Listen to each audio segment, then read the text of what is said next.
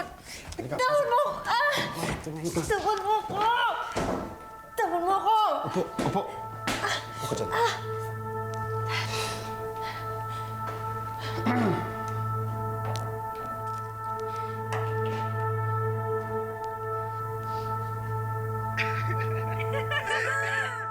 Bakit?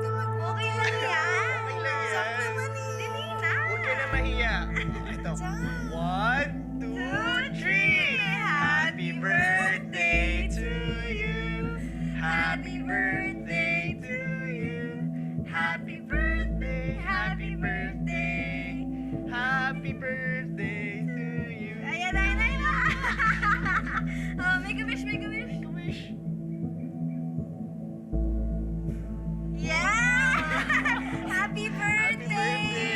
Grabe, ang special mo naman. Kinikilig ka ba? Oh, okay, okay. Birthday tradition! Birthday tradition! Ah! Ito. Okay, my turn, my turn. Zach! Ang kawawit din yan. Birthday tradition! Ang daya mo! Oy!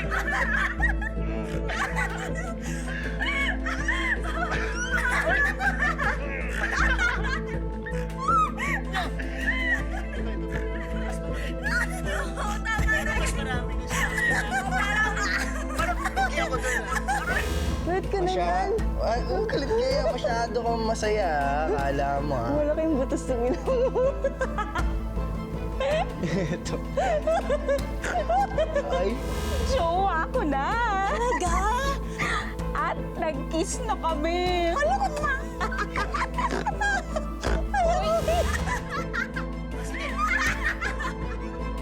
Kailan din ako?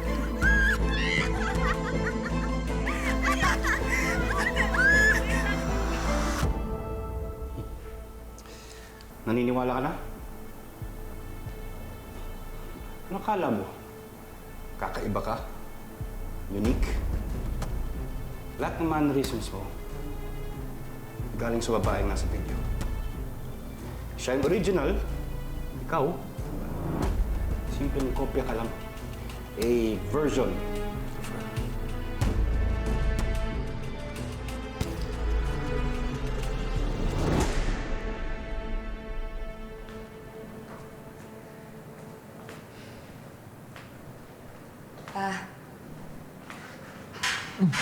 anak.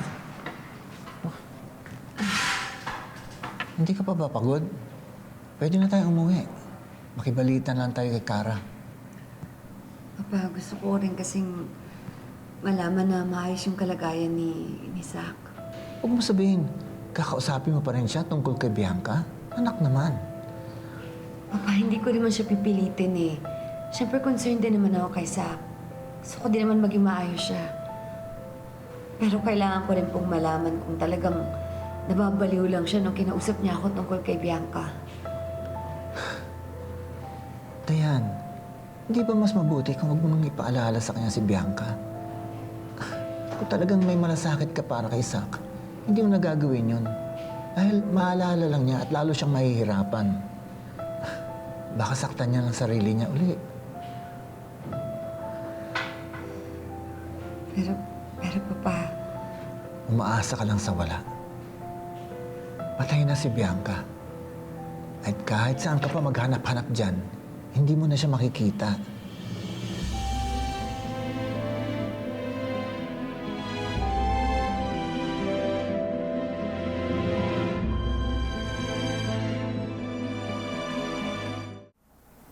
Siya ba si Bubbles? Yun ba talaga yung pangalan niya? Hindi na importante kung anong pangalan niya. Patay na siya eh. Tagal na. Ang importante, alam mo na kung ano ka. Kaya sana naman, kung ano man ang gagawin ko sa'yo, huwag ka na mag-inarte. Yung mga kasama niya sa video, kaibigan niya ba yung mga yon? Nasaan yung mga magulang niya? Alam niyo ba na may clone siya? Ang dami mo talagang sinasabi eh, no? Sila ba yung gumawa sa akin? Itong lampin na to ang nakabalot sa'yo nung nakita kita.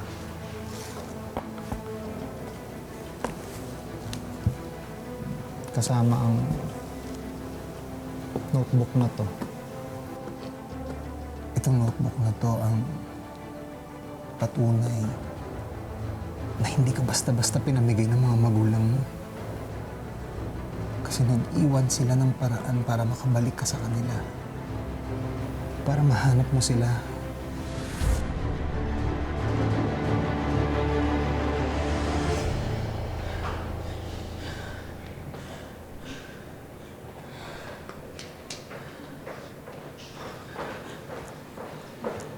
Dok, kung sa'yo asawa ko.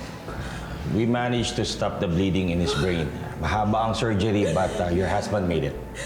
Okay si Daddy? Thank you, Dok. Thank you so much. Dok, ang ibig sabihin pwede ko na siyang puntahan at makausap.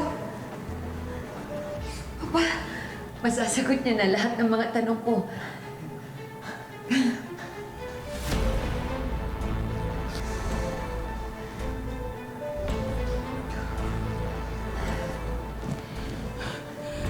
Thank you very much, Dok.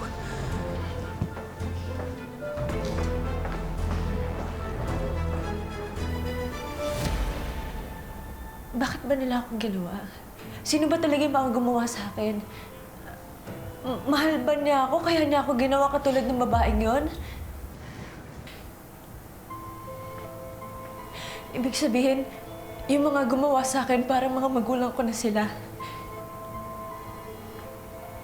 Sagutin mo ako. Parang awa mo na. Dahil buong buhay ko wala akong ibang pinangarap kundi malaman kung saan ako nanggaling. Gusto ko lang malaman kung sino yung mga magulang ko. Baka mamahalin din nila ako. Baka may dahilan kung bakit nila ako ginawa.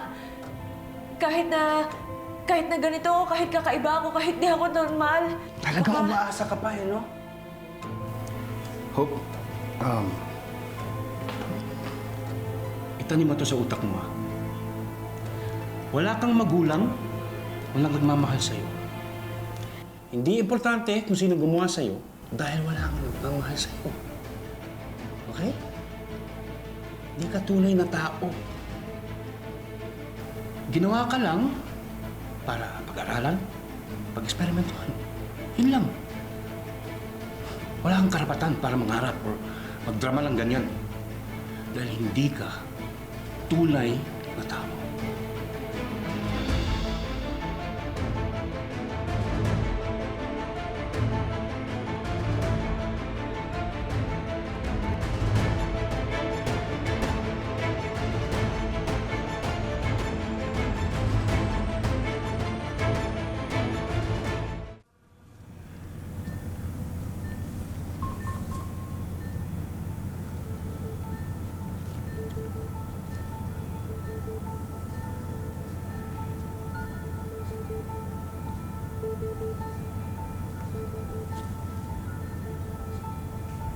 Kung ganyan ka palagi, wala tayong problema.